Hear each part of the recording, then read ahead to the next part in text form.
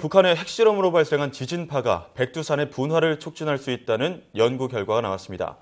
과거에도 이런 주장은 끊임없이 제기돼 왔었지만 시뮬레이션을 통해 확인한 것은 이번이 처음인데요. 네, 연구에 참여한 연세대 지구시스템과학과 홍태경 교수 전화 연결해 자세한 내용 짚어보도록 하겠습니다. 교수님 안녕하십니까? 네, 안녕하세요. 네, 최근에 교수님께서는 이 북한의 핵실험으로 인한 인공 지진이 백두산의 화산 활동에 영향을 줄 수 있다 이런 연구 결과를 발표하셨는데요. 네. 결론적으로 말하면 한마디로 이 백두산이 폭발할 수 있다 이렇게 볼 수 있는 건가요? 네, 그 전제 조건이 몇 가지가 있는데요. 네. 물론 이제 핵실험이 충분히 큰 상태로 발생을 해야 되고요. 또 이 백두산 하부에 있는 마그마방이 충분히 발달되어 있는 환경이라면은 큰 핵실험을 하게 될 때는 이 마그마방이 자극을 받아서 백두산 분화로 연결될 수 있다는 내용입니다. 네. 예. 그렇다면 핵실험으로 인한 지진이 이 백두산의 화산 분화를 촉진하게 되는 구체적인 이유는 무엇이 있을까요? 네, 일반적으로 이 마그마방이 잘 발달되어 있는 경우에는 이 마그마방에 압력이 가해지게 되는 경우 이 마그마 안에 포함되어 있는 이 물들이 기포를 형성하게 되고 이 기포는 점차 상승하게 되면서 기포끼리 뭉치게 되면서 마그마를 상승시키는 역할을 하게 됩니다. 그래서 약간의 압력이라도 이 마그마방에 가해지게 될 때는 이 기포 형성을 도울 수 있고 기포 형성이 곧 화산 분화로 이루어질 수 있는 그런 메커니즘이 되겠습니다. 네. 앞서 그 이성규 기자 리포트에서 봤지만 이 규모 7.0 이상의 지진이 발생하면 이 백두산이 분화할 가능성이 있다 이런 내용이 나왔었는데요. 이 규모 7.0의 지진 이렇게 와닿지 않는 수치인데 구체적으로 위력이 얼마나 세다고 볼 수 있을까요? 네, 규모 7.0 자연 지진이라면은 우리가 사실 IT 지진이 2009년도에 발생을 했는데 당시 지진 규모가 7.0이었습니다. 네. 당시 30만 명이 넘는 사람들이 사망을 했는데요. 만약 자연 지진이 규모 7.0 규모로 발생을 한다면 이 도시 근교에서는 도시가 굉장히 큰 피해를 볼 수 있는 굉장히 큰 지진이라고 할 수 있습니다. 하지만 이제 핵실험 같은 경우에는 지하 공간에서 이루어지고 이 주변에 도시가 없는 그런 지역을 골라서 하기 때문에 이 피해로 연결되기는 어렵고요. 하지만 그 위력만큼은 자연 지진에 버금가는 에너지가 나온다고 할 수 있습니다. 예. 규모 7.0을 자연 지진으로 봤을 때는 거의 30만 명 이상의 인명 피해가 날 수 있는 아주 강력한 지진인데요. 아까도 이 마그마가 분출하기 위해서, 그러니까 화산이 폭발하기 위해서는 여러 가지 전제 조건이 있다라는 말씀을 해주셨는데 그 중에서 하나가 이 마그마방이 차 있어야 한다는 전제였습니다. 이 마그마방이라는 게 분출하기 전에 마그마가 모여 있는 곳이라고 보면 될까요? 네, 맞습니다. 이 일반적으로 지구 내부는 고온의 상태인데 특히 이 지구 내부에서 열이 올라오는 곳에서는 이 지구 내부 물질이 용융이 되면서 마그마라는 것을 형성하게 됩니다. 근데 이 마그마가 모일 수 있는 깊이와 온도 압력 조건이 있는데 일반적으로 10km에서 5km 사이 구간에서 이런 용융 상태로 존재할 수 있는 마그마가 생길 수 있습니다. 이 마그마가 이제 모여 있는 것을 우리가 마그마 방이라 하고요. 이렇게 지진파가 이 마그마 방을 이 압력을 주게 되는 경우에는 이 마그마 방 내에서 기포가 생기게 되는 메커니즘으로 연결이 됩니다. 그 마그마 방이 이제 차 있어야지 화산이 폭발할 가능성이 커진다는 말씀이신데요. 그렇다면 그 마그마 방의 상태를 알 수 있습니까? 지금 현재 백두산 같은 경우에는 마그마 방의 상태에 대해서는 정확하게 알려져 있지 않습니다. 중국 학자들에 의해서 탄성파 탐사에 의하면 저소토층이라고 하는 것이 백두산 하부에서 이제 관측이 되고 있는데요. 하지만 이 지진학적으로 봤을 때 저속도층이 반드시 마그마방을 의미하고 있지는 않습니다. 왜냐하면 온도가 높거나 혹은 그곳의 일부 구간만이라도 멜트가 있는 경우에는 이 저속도층으로 나타날 수 있거든요. 그래서 이 저속도층이 반드시 마그마방을 의미할 수는 없습니다. 하지만 이제 다른 지역 같은 경우에서는 화산 하부에 이런 마그마방이 존재하는 것은 여럿 알려져 있지만 이 백두산의 경우에서는 마그마방이 아직 정확하게 알려져 있지 않은 상황입니다. 네, 아직 이 백두산 마그마 방의 상태를 정확하게 알 수 없다 이렇게 말씀해 주셨는데요. 조금 걱정이 되기도 하고 궁금한 점이 지난달 북한이 진행했던 4차 핵실험과 관련해서 우리나라에서 규모 4.8의 지진이 감지가 됐습니다. 이 정도면 이 백두산에 영향을 좀 미쳐서 화산 활동에 영향을 주지 않을까 하는 생각도 드는데 어떻게 보십니까? 예, 백두산에서부터 북한 핵실험 장소까지 거리가 한 116km 정도 떨어져 있습니다. 이 거리를 감안해 봤을 때 충분한 위력의 지진파가 도달하지 않으면 이 화산 활동을 가속화시키는 어렵습니다. 이번 3차와 4차 핵실험이 국내에서 발표한 자료에 의하면은 약 규모 4.8, 4.9, 미국 USGS 발표에 의하면은 한 5.1 정도로 알려져 있는데요. 하지만 이 정도의 이제 지진 규모인 경우에는 100여 킬로 떨어진 거리에서는 많은 압력을 만들어내기는 어렵습니다. 그래서 이 상황에서 그 핵실험에 의해서 백두산 하부에 만약에 마그마방이 차 있다 하더라도 큰 영향을 받았다고 보기에는 어렵습니다. 예. 그렇다면 북한이 추가로 핵실험을 진행한다면 백두산이 분화할 가능성이 더 커진다고 볼 수 있을까요? 네, 그 과거 구소련과 미국에서는 여러 차례 핵실험을 했고요. 예. 이 핵실험 결과를 보게 되면은 크게는 규모 7.9에 이르는 큰 핵실험을 한 경우도 있습니다. 예. 이렇게 큰 핵실험을 하게 되는 경우에는 굉장히 큰 지진파가 당연히 만들어지고요. 북한 같은 경우에는 현재 규모 5.1까지 핵실험을 한 것으로 알려져 있기 때문에 향후에 정상적으로 핵실험을 한다면은 규모 7점대를 넘는 핵실험까지도 이룰 수 있습니다. 이런 핵실험은 이제 수소폭탄 핵실험에 해당하는데요. 이런 핵실험이 정상적으로 이루어진다면은 본 연구에서 밝힌 바와 같이 큰 지진파를 만들어내고 이 화산 분화를 촉발할 가능성도 있습니다. 네. 예. 뭐 이 규모 7.1 정도의 수소폭탄 핵실험이 이루어진다면 말씀하신 것처럼 백두산에 영향을 줄 수 있다 이렇게 말씀해 주셨는데요. 만약에 이 규모 7.0까지는 아니더라도 뭐 지난 4차 핵실험 때처럼 규모 5.1 정도 핵실험을 자주 하게 된다면 그때는 어떻게 될까요? 예, 우리가 일반적으로 이 지진파가 전달하면서 만들어내는 응력을 동적 응력 변화량이라고 합니다. 동적 응력 변화량이란 의미는 지진파가 그 마그마방을 지나치는 순간에만 응력값이, 압력값이 순간적으로 증가한다는 얘기가 되겠습니다. 네. 그래서 지진파가 지나가고 나면은 그 압력이나 응력은 다 풀려버리거든요. 그래서 여러 차례 이 핵실험을 누적을 한다 하더라도 이 마그마방 내의 응력이 아주 일부 증가할 수는 있지만 계속 누적이 돼서 계속 증가하거나 하는 일은 벌어지지 않습니다. 그래서 앞으로 더 큰 핵실험에 의해서 순간적으로 압력량이 증가하게 되는 경우에는 이제 백두산 하부에 마그마방이 차 있다는 조건 하에서는 영향을 받을 가능성이 있습니다. 예.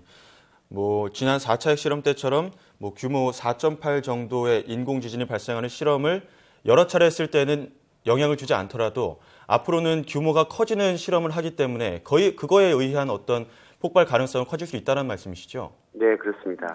알겠습니다. 그렇다면 만약 북한이 핵실험으로 규모 7.0 정도의 인공 지진을 일으켰다면 실험한 무기의 폭발력이 어마어마할 것 같은데요. 어느 정도라고 보십니까? 그 폭발력이라고 한다면 과거에 이제 구소련이라든가 미국 같은 경우에는 네바다 핵실험장이라든가 구소련 같은 경우에는 카자흐스탄 등지에서 주로 핵실험이 이루어졌습니다. 그런 이제 핵실험 사례를 보게 되면 규모 7이 넘는 핵실험들이 여러 차례 행해졌거든요. 그 핵실험의 그 정도가 굉장히 강력해서 보통의 핵실험을 하게 되면은 우리가 일반적으로 크레이터라고 해서 핵실험 한 장소 바로 위에 그 함몰지가 만들어지게 되는데요. 네. 그 이제 함몰지가 굉장히 크게 발달하는 경향이 있습니다.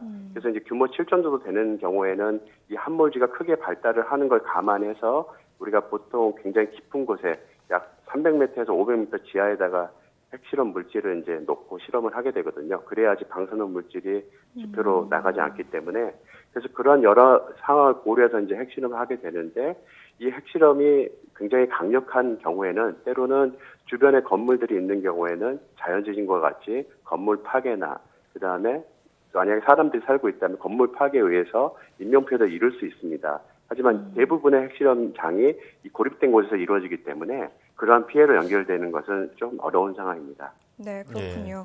그렇다면 좀 궁금해지는 게 말씀을 해주셨던 것처럼 워낙 외진 곳에서 이 핵실험이 이루어지기 때문에 실제로 건물이라든가 인명 피해로 이어질 가능성 적다고 짚어주셨지만 만약에 인공지진의 규모가 커져서 만약 이 백두산에 영향을 미친다면 폭발할 위험이 있다는 것은 연구 결과에 입증된 사실이거든요. 북한에서도 핵실험으로 이 백두산이 폭발할 수 있다는 것을 알고 있을지도 궁금한데요. 어떻게 생각하십니까? 네, 그 과거에 북한에서는 이미 그 핵실험이 아니라도 백두산이 분화할 수 있을 거라는 우려는 하여고 있었습니다. 네. 예. 그래서 이제 노무현 정부 시절에 말기 부분에 백두산에 대한 우려가 굉장히 높아지던 시기가 있었는데요. 그때가 한 2007년도 이 무렵이 되겠습니다. 이 무렵에 북한에서는 우리 정부에 공식적으로 이 백두산 화산 탐지를 위해서 지진계를 보내줄 것을 요청한 바가 있습니다. 당시 이제 그 회의에 저도 참여했었는데요. 우리 정부는 당시 그 제안을 긍정적으로 받아들였고 이 지진계를 설치해 줄 것을 다시 설치해 주겠다는 답변을 북에 전달을 했고요. 하지만 우리의 요구 조건은 단 이 지진계를 설치해 주되 이 지진계에 기록된 지진 파형 자료는 남한에 있는 이 과학자들한테 보내줄 것을 요청을 했습니다. 그래야 우리도 이 백두산의 상태를 연구할 수 있으니까요. 예. 하지만 이제 당시에 그 시기가 언제냐면은 북한 제1차 핵실험이 하고 난 지 불과 얼마 안 된 시점이라서 이렇게 백두산에 지진계가 설치될 경우 북한 내부에서 하는 여러 군사활동이라든가 핵실험 같은 것들이 고스란히 기록될 확률이 높다는 것을 북한 정부가 잘 알기 때문에 자료 제공을 거부했습니다. 그로 인해서 이 지진계가 설치되는 것이 무산됐었는데요.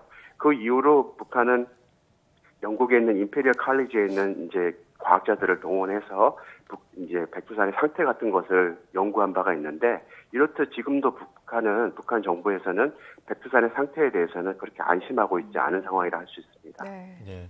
뭐 실험을 하면서도 어느 정도 염두에 두고 있을 텐데요.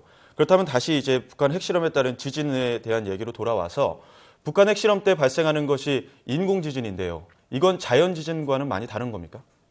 네, 일반적으로 자연 지진과 인공 지진에서는 여러 가지 특징에서 차이가 납니다. 자연 지진은 일반적으로 땅과 땅이 쪼개지는 현상이기 때문에 이 단층 운동에서 비롯이 됩니다. 단층 운동은 서로 간에 땅이 비껴 지나가는 운동을 하기 때문에 에너지가 발생을 하게 되면 주로 우리가 P파와 S파가 있는데 S파라고 하는 강력한 지진 파형들이 만들어집니다. 그에 반해서 이 핵실험과 같은 폭발은 순간적으로 이 에너지가 방사 형태로 나가는 형태이기 때문에 일반적인 이 자연 지진과는 매우 큰 차이를 보이면서 이 P 에너지, 제일 먼저 나가는 P 에너지가 더 많은 에너지를 차지하게 됩니다. 그래서 우리가 이제 주로 이 핵실험과 자연 지진을 구분할 때는 지진 파형 내에 있는 이 P파와 S파의 에너지 성분비라든가 그 다음에 각각의 이 자연 지진에서 보이는 우리가 이제 방위 각별로 나타나는 에너지의 이제 전달 정도를 가지고 판단할 수 있거든요. 네. 그래서 이렇듯 에너지가 나가는 정도라든가 특징에서 여러 차이를 보이게 됩니다. 뭐 에너지가 나가는 정도라든가 특징에서 좀 인공 지진과 자연 지진을 구분할 수 있다라고 설명해 주셨는데요. 네. 지금 이제 핵실험으로 인한 이 백두산 화산 분화 우려에 대해서 좀 짚어보고 있는데 만약에 이 백두산 화산이 정말 분화하게 된다면 우리나라에는 어떤 영향을 미치게 될지 굉장히 좀 우려스러운데요. 어떤 문제들이 있을까요? 네, 1000년 전 백두산 분화는 우리 인류 역사상 가장 큰 분화 가운데 하나로 알려져 있습니다. 네. 이 VEI 지수라고 해서 Volcanic Explosivity Index라고 하는 게 있는데 이게 이제 7이라고 하는 큰 숫자를 기록했는데요. 지금까지 인류가 겪은 이런 VEI 지수 7에 해당하는 폭발이 한 5차례, 6차례 정도 있는데 그 중에 하나가 백두산이라고 알려져 있습니다. 이 백두산의 폭발은 당시에 굉장히 강력해서 이 동쪽으로는 동해를 가로질러서 일본 북부에 있는 홋카이도 지역에 5cm 정도 되는 화산재가 쌓여서 퇴적층을 만들었습니다. 그래서 이 5cm나 되는 퇴적층을 만들려면은 굉장히 강력한, 굉장히 많은 화산재가 이제 날아갔다는 것을 의미하고요. 근데 당시에 그 화산재가 일본 북부 지역에서는 관측이 되지만은 한반도 남쪽 지역에서는 관측이 잘 되지 않고 있습니다. 그 이유는 당시에 강력한 폭발이 있었지만 이 화산재들이 편서풍을 타고 주로 동쪽으로 이동을 하기 때문에 이 화산재가 남쪽으로 많이 전달되지 않았습니다.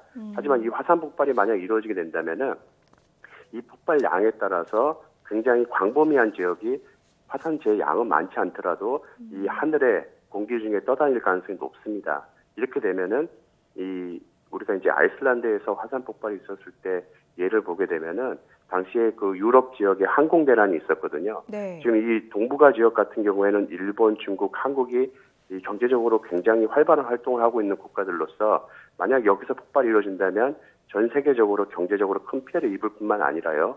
그다음에 한국 국민 같은 경우에는 이런 이제 미세먼지라든가 정밀 공업 같은 것들이 발달한 우리나라에서는 이런 산업체에도 피해를 볼 확률이 아주 높아진다고 할 수 있습니다. 네. 네, 이렇게 위험 잠재 요소가 큰 백두산이 지금 또 이 화산 활동을 하고 있는 것 같지는 않은데 활 화산으로 분류가 되고 있습니다. 이유가 뭘까요? 네, 일반적으로 지질학적으로 활 화산이라고 하는 것은 최근으로부터 뭐 1000년 전 혹은 10,000년 전에 단 한 차례라도 분화한 적이 있으면은 활화산 범주에 들어갑니다. 예. 이제 그런 측면에서 봤을 때 백두산은 이제 가장 최근에는 1903년도에 분화한 바가 있는데요. 당시 1903년도에 마지막 분화를 한 지 지금 한 100년 정도 지났고, 백두산 정상부에서는 여전히 화산성 지진, 그러니까 화산 활동과 연관됐음직한 지진 활동이 관측이 되고 있고, 굉장히 높은 고온의 환경이 관측이 되고 있습니다. 네. 정상부 주변에서는 이 온천수 같은 것들이 관측이 되고, 또 멘틀에서, 지구 내부 멘틀에서부터 유발된 것으로 보이는 가스들이 이제 관측이 되거든요. 이제 이런 여러 환경들을 감안해 봤을 때 백두산은 여전히 지구 내부가 굉장히 뜨거운 상태의 활화산이라고 단정할 수가 있습니다. 네, 뭐 여전히 백두산이 활화산으로 분류가 되고 있는 만큼 만약에 북한이 핵실험을 감행하지 않는다고 가정했을 때도 다시 폭발할 가능성이 있지 않을까 하는 우려도 생기거든요. 어떻게 보십니까? 네, 백두산은 1000년 전에 분화는 당연히 그 당시에 외부적인 충격에 의해서 화산 활동을 한 것으로 보이지 않고 1903년도도 마찬가지입니다. 이 백두산은 여전히 활화산으로 충분한 잠재력이 있는 화산으로 평가되고 있는데요. 지금 이 북한 핵실험은 추가적으로 주는 어떤 외부적인 큰 힘이라고 할 수 있는데, 이 힘에 의해서 그렇지 않았으면 조금 더 지연돼서 분화를 할 화산이 그 시기가 앞당겨지는 역할을 하게 되는 겁니다. 네. 하지만 이 북한 핵실험이 없다고 하더라도 만약에 마그마방이 잘 발달돼 있다면 언젠가는 다시 백두산이 분화하게 될 것입니다. 네, 뭐 이 현재 백두산 마그마 방의 상태를 알지 못한다고 설명해 주신 만큼 앞으로 이와 관련해 좀 더 면밀한 조사와 연구가 필요할 것 같다는 생각이 들었습니다. 네, 지금까지 연세대 지구시스템과학과 홍태경 교수와 함께했습니다. 교수님 오늘 말씀 잘 들었습니다. 네, 감사합니다.